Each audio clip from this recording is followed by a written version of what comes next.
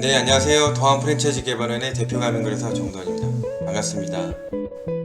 자, 이번 시간에는요, 가맹계약을 해지했을 때 위약금이 면제되는 사유가 있거든요. 이 부분이랑 이때 꼭 필요한 게 예상 매출액 산정서예요.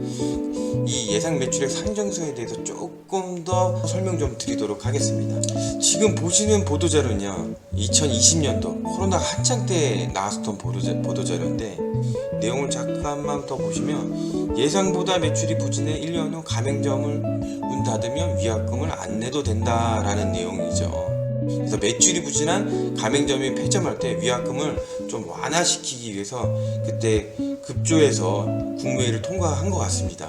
그래서 모든 가맹점을 해지할 때 위약금을 안 내는 건 아니고요.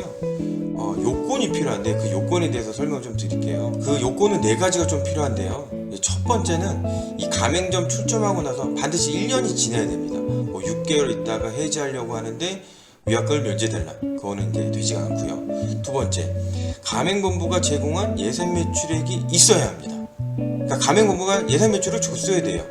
예견했는데 안 됐을 경우에 이제 면제가 될 수 있는 거죠. 그래서 세 번째는 예상 매출액의 하한보다 그 미치어야 되는 거죠.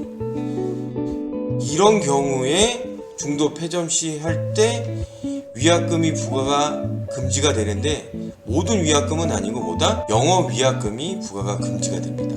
그러면 영업 위약금 뭐지? 궁금해하실 수 있거든요. 영업 위약금은요, 가맹본부의 미래기대이익에 대한 상실에 대한 위약금입니다. 말이 좀 어렵죠? 쉽게 얘기하면 로열티나 물류 수익을 받을 수 있었는데 못 받은 거, 가맹점이 만약에 있었더라면 내가 받을 수 있었는데 못 받은 이런 영업 위약금에 대한 부분인 거죠.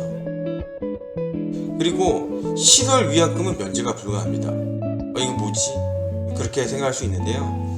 편의점 같은 경우는 위탁 가맹점이라고 해서 가맹본부가 부동산 자금이랑 시설 투자까지 다 하고 가맹점주님이 가맹비나 교육비 일부 자금을 내고 몸과 마음만 가지고 오셔서 이제 영업을 해서 수익을 만들어내고 이거를 가맹본부랑 쉐어링을 하는 경우가 있어요. 이런 경우에 영업 위약금은 면제가 될 수 있지만 시설 위약금은 면제가 될 수가 없습니다.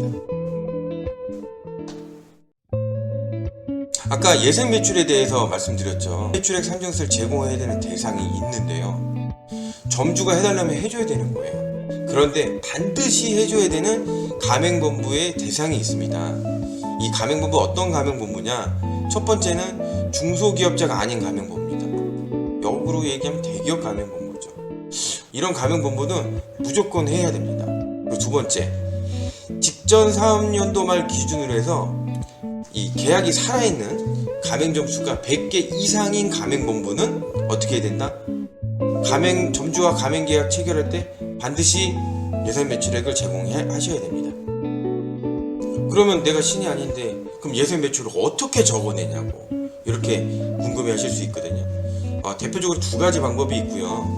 첫 번째 하나는 점포 예정지에서 발생될 거로 보는 1년치 예상 매출액을 제공하는데, 그 범위를 최저액과 최고액의 이 범위가 최저액의 1.7배를 초과하지 않는 범위 내에서 제공을 하셔야 돼요.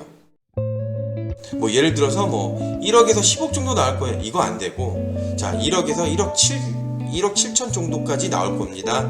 이렇게 범위를 제공하셔야 되는 거고, 또 한 가지 방법은 그 예상 점포지에 인근에 가맹점이 5개가 넘으면 이렇게 금액으로 환산하지 않고 제일 잘 되는 매장 그리고 제일 안 되는 매장 요 2개는 빼고요. 알맹이 요 3개 있죠. 요 3개의 작년도 매출액을 제공하면 아까 말씀드렸던 1.7배 내에서 제공해야 되는 이 수치로 제공하는 거와 같습니다. 이렇게 해서 보통은 이 2가지 방법으로 제공을 하고 있습니다. 네, 지금까지 가맹계약 해지했을 때 위약금이 면제되는 사유와 예산 매출액을 제공해야 되는 대상 그리고 범위에 대해서 설명드렸습니다. 감사합니다.